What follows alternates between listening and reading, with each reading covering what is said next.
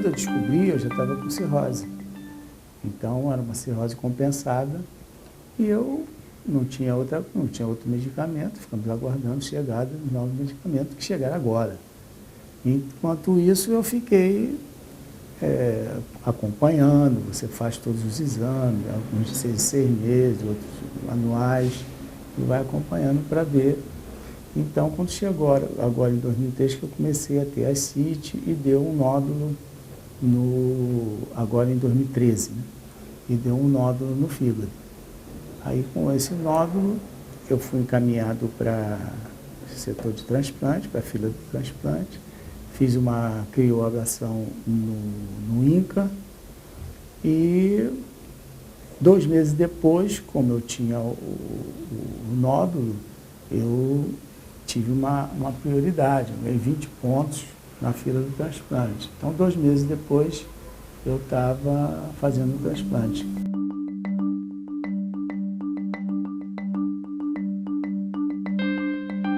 As hepatites, quer dizer, você tem um processo que inflama o fígado de causas as mais diversas possíveis, virais, medicamentos, fitoterápicos, né?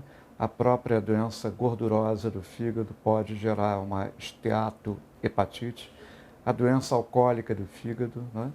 E formas mais raras de hepatite, chamadas de hepatites autoimunes, que são como se fossem doenças de autoagressão que agridem o próprio fígado.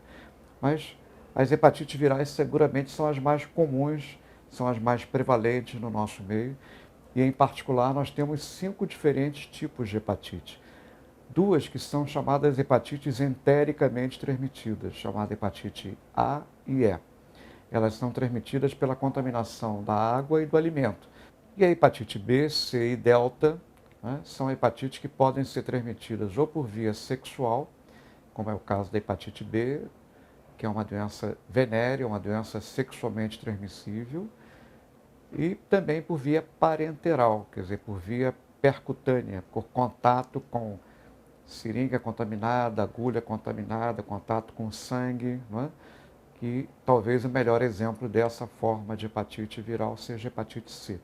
Hoje, a hepatite pelo vírus B e hepatite pelo vírus C são 2 sérios problemas de saúde pública em todo o mundo. Só para você ter uma ideia, hepatite B, existem cerca de 350 a 400 milhões de indivíduos infectados pelo vírus B em todo o mundo.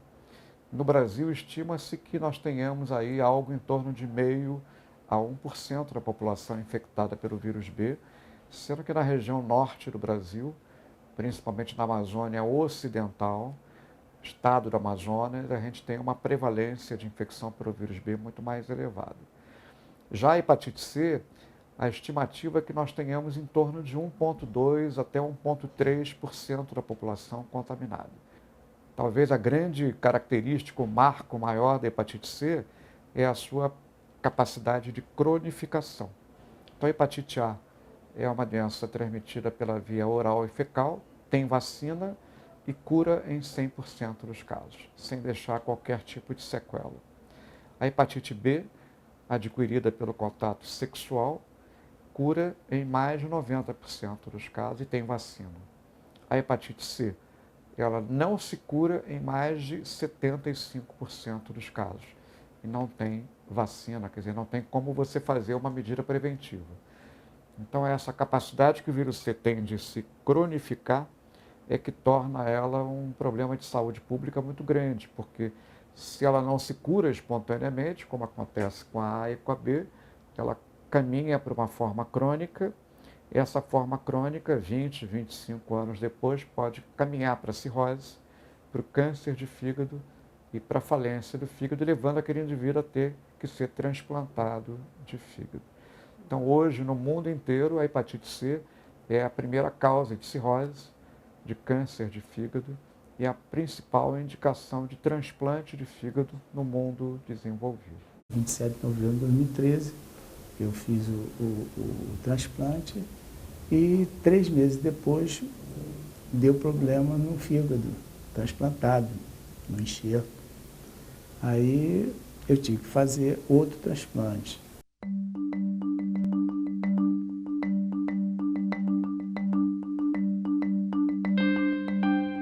maioria dos pacientes não tem sintomas. Quer dizer, a doença ela é uma doença muito silenciosa e insidiosa. Ela vai caminhando de forma lenta, gradual e progressiva para suas formas mais avançadas, mas sem dar, na maioria das vezes, qualquer tipo de pista, de sinal ou de sintoma que permita o diagnóstico do paciente. Se o médico ficar esperando o aparecimento da icterícia para fazer a suspeição diagnóstica de hepatite C, ele vai deixar de fazer o diagnóstico correto daquela enfermidade.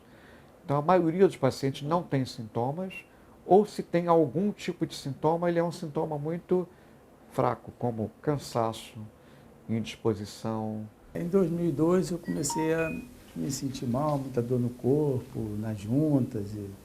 Então eu comecei a ir a médico para saber, descobrir o que eu tinha.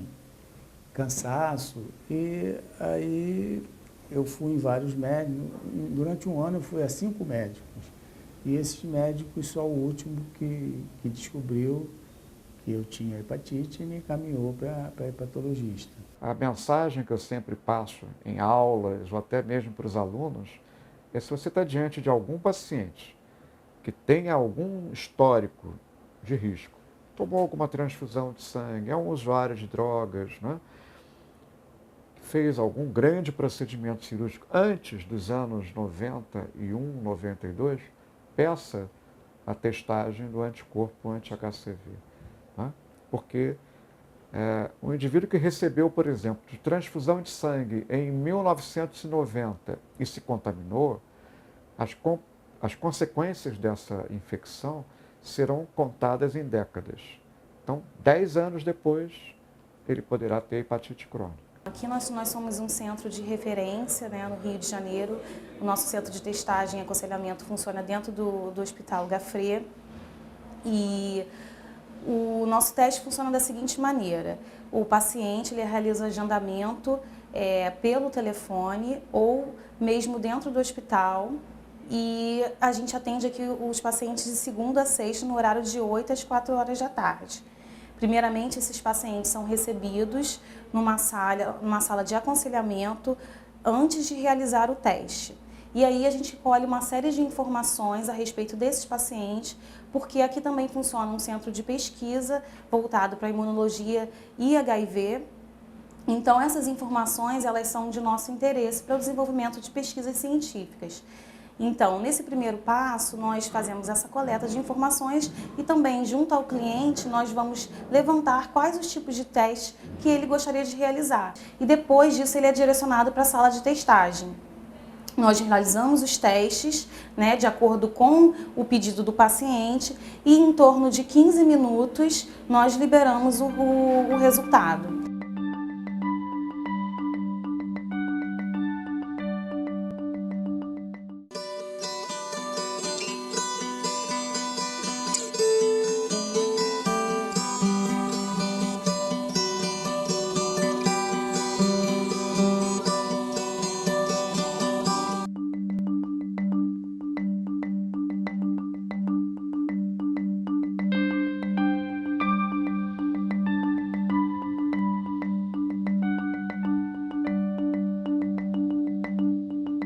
Quais são as principais formas de disseminação do vírus C?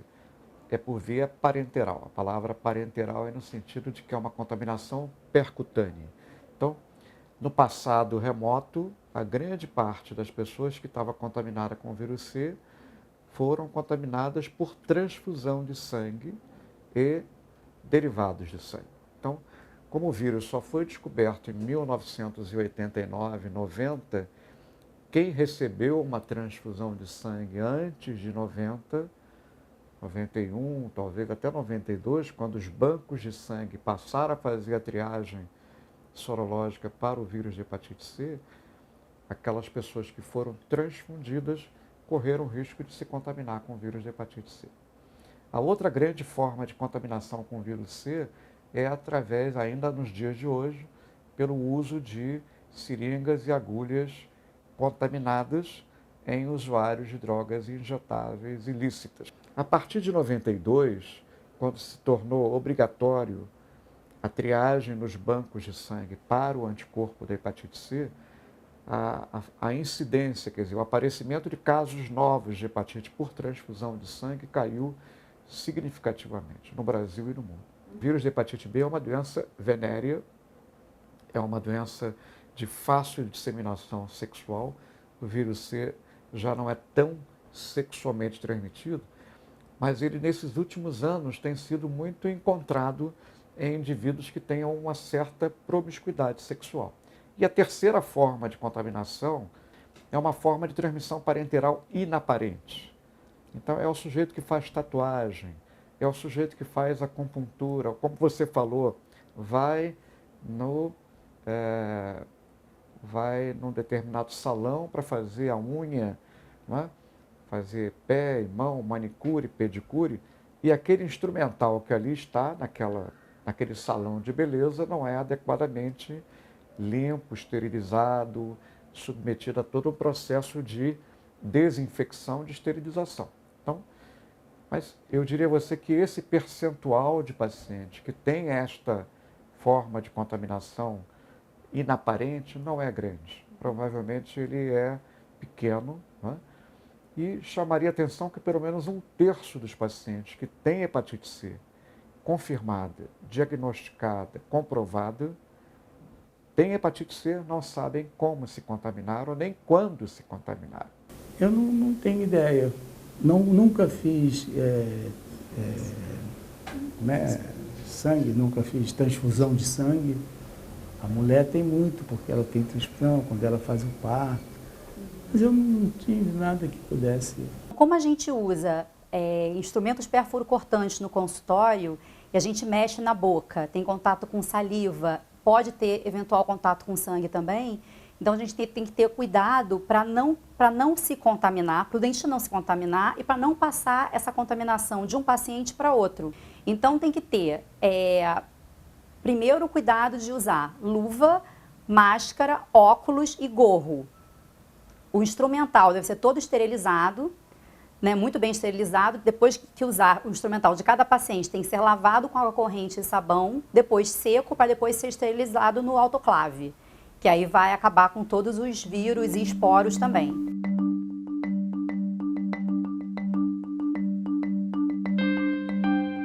Nós temos uma página no Facebook, a gente utiliza a internet como meio de divulgação do nosso trabalho, porque a gente sabe como é importante a informação e a educação da população para que a gente consiga prevenir a transmissão, né, das hepatites virais e das outras doenças sexualmente transmissíveis. Quando eu descobri que eu tinha hepatite C, eu comecei a procurar na internet o que era isso, como é que funcionava, qual era o tratamento, quem é que tinha. Aí eu descobri o grupo otimismo, eu liguei para o Varaldo e ele disse, vem na reunião, vamos conversar. Aí eu fui na reunião e dali passei a frequentar. A gente já brigou muito, a gente já fez muita manifestação, fizemos muita coisa, o Varaldo está sempre correndo aí, Brasília, para lá, para cá, tentando resolver as dificuldades do tratamento, principalmente, né? O Grupo Otimismo tem como via de atuação o advocacy. Advocacy não é advocacia. Advocacy é mobilizar a sociedade, os formadores de opinião, para conseguir avançar na defesa de um interesse, seja aquele o que for. No nosso caso, as hepatites no atendimento público. Eu descobri a hepatite C em 95, ou seja, já faz 20 anos. Naquela época não existia praticamente medicamento, só tinha um medicamento, um interferon, nada mais nada. Não tinha exame de genotipagem, não tinha nada. Me deram 6 meses de vida. Tá? Decidi lutar, eu tinha uma mãe com Alzheimer, tinha uma filha com 8 anos, e eu pensei, bom, eu vou lutar. E comecei a frequentar congresso. Tá? Tive sorte, uma pessoa que eu tinha trabalhado numa indústria farmacêutica me mostrou literatura médica e me falou de um medicamento, ribavirina, que estava sendo testada na Itália. Usei esse medicamento, me tratei 21 meses, não tinha protocolo, não tinha consenso, não tinha nada na época. E depois de 21 meses resultei curado. Muito sofrimento, muito dinheiro. Isso. Passou um ano e uma amiga minha, secretária do BNDES, descobre hepatite C. Se iba a tratar como? Eu tinha gasto $60.000. ele não tinha esse dinheiro, não tinha tratamento gratuito. Então formamos o grupo com a ideia de forçar o governo a dar tratamento gratuito. Isso foi em 98, tá? Eu já curado. Tá? E começamos, na primeira reunião éramos 3 pessoas.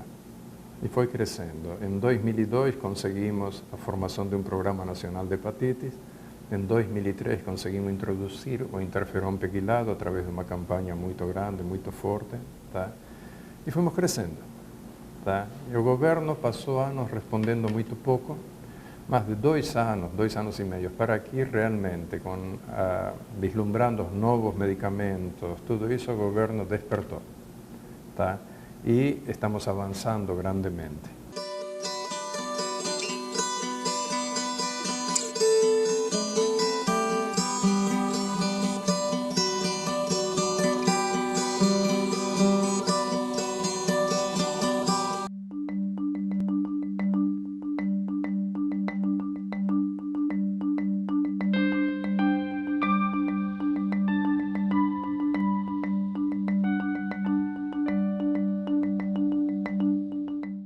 Menos de 10% da população infectada pelo vírus C sabem que estão infectados pelo vírus C.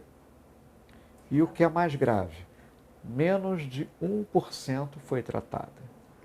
Então nós temos 2 milhões de indivíduos infectados, né? E segundo dados do Ministério da Saúde, a nossa média de tratamento é algo em torno de 10 a 12 mil pacientes tratados por ano.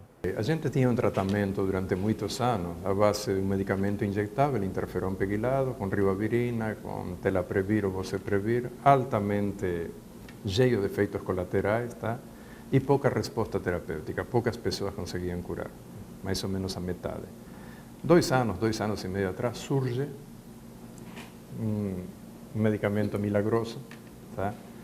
Que chega a curar 90%, com um problema muito grave, muito caro, $84 mil, e devia ser combinado a um outro que custava mais $60 mil. O mundo não tem condições de pagar isso. Esse era o problema. Queríamos esses medicamentos, mas a esse preço não tinha condição. Iba a tratar compassivamente 400, 500 pacientes e o resto, 1, 2, 3 milhões, ficariam sem tratamento. Então decidimos lutar junto ao governo para encarar os laboratórios farmacêuticos, são multinacionais, e Brasil baixar esse preço. E eu fiz o primeiro tratamento em 2003, se não me engano, com interferão convencional, por 6 meses, aí não curei. Aí no ano seguinte eu fiz com interferão pegilado, que é o que tinha na época de mais moderno, e curava talvez 40%, mas a gente tem que arriscar. E não consegui curar também. Então, a partir de 2001, 2002, nós passamos a tratar os pacientes com uma combinação, uma terapia chamada dupla combinada de interferon pegilado mais ribavirina, que é uma droga oral. E com isso nós conseguimos curar cerca de 50% dos pacientes, dependendo do tipo do vírus. Quer dizer, existem vários subtipos do vírus, quer dizer, tipo 1, 2, 3, 4, 5 e 6, sendo que o mais comum nosso aqui é o tipo 1. Então, para esse tipo 1, a chance de cura com o tratamento velho do interferon pegilado e ribavirina não ultrapassava 45%. A partir de 2012, 2013, surgiram algumas drogas orais que são chamados de agentes antivirais diretos, quer dizer, são inibidores de determinadas áreas de replicação do próprio vírus. Quer dizer, então, essa importância de dizer, quer dizer, o interferon não é uma droga exclusiva para o tratamento da hepatite C. Ele não é um produto antiviral de excelência. Ele é uma droga que é anti-inflamatória e também estimula o seu sistema imunológico para combater o vírus de hepatite C. Então, essa primeira geração de agentes antivirais diretos, esse não. São drogas que atuam em áreas específicas do vírus, da hepatite C, inibindo determinadas áreas do vírus que são fundamentais na reprodução daquele vírus. Então, eles são chamados inibidores de protease, que é uma área do vírus de hepatite C. Então, a primeira geração de inibidores de protease chegou em 2013 no nosso meio. e já fez com que a taxa de cura, que era em torno de 40, 45, subisse um pouquinho para algo em torno de 60, 65%. Mas é um tratamento de 1 ano que você tinha que fazer com a injeção do interferon, mais a ribavirina e mais esses 2 medicamentos chamados inibidores de protease. Muitos efeitos colaterais, com muita anemia, muita erupção de pele, muito rasgo cutâneo, muita coceira, enfim. Muitos pacientes não aguentavam, não toleravam. E no nosso meio, essas 2 medicações foram autorizadas pelo Ministério para aqueles pacientes que tinham a doença nos seus estágios mais avançados. Logo, as chances de cura nessa população passaram a ser cada vez menores. O mais constante é tipo um resfriado. Você tem febre, o corpo dói, é um mal-estar constante, 1 ano de mal-estar. Né? E a depressão é muito grande. E é aquilo você sente frio, um frio exagerado, abaixo de 0, daqui a pouco você sente um calor, não é nada disso, só você que está sentindo. E a partir de 2014, aí sim, a chegada de inibidores, antídotos, de outras 2 áreas do vírus. Não inibidores apenas da protease do vírus, mas de uma outra região chamada NS5A e NS5B. O vírus ele incorpora esse análogo e, como ele é falso, ele interrompe a reprodução do vírus. Então, ele encerra a reprodução do vírus com aquela substância que é falsa. As pessoas agora, com esse novo medicamento, vai ser uma beleza, vai ser uma maravilha, ninguém precisa passar por aquilo que se passou, porque, afinal de contas, você tem que passar, é o que tinha. Nossa expectativa é a melhor possível, né? Quer dizer, todos os trabalhos que foram feitos com essas novas drogas no Brasil e até fora do Brasil mostraram taxas de cura de algo em torno de 90% a 95%. Então, e é elogiável que o Ministério de Saúde do Brasil tenha, de forma pioneira, na América Latina, tenha incorporado essas medicações. Quer dizer, o Ministério da Saúde, através do seu comitê assessor na área de hepatites virais, HIV e AIDS, conseguiu uma negociação direta com o laboratório, com os 3 grandes laboratórios que produzem essas 3 novas drogas já aprovadas pela Anvisa, Sofosbuvir, Cimeprevir e Daclatasvir, para que o tratamento, o coquetel, durante 12 semanas ficasse algo em torno de $10 mil. Então, a ideia do Ministério é tratar não mais 10 mil pacientes por ano, mas algo em torno de 60 mil pacientes por ano. Para mim, que já vivi a era da hepatite não A, não B, não tinha nem sequer teste para fazer hepatite C, né? E está vivendo todos esses momentos do interferon, da ribavirina, do PEG interferon, e a chegada dessas novas medicações é uma grande e muito bem-vinda revolução.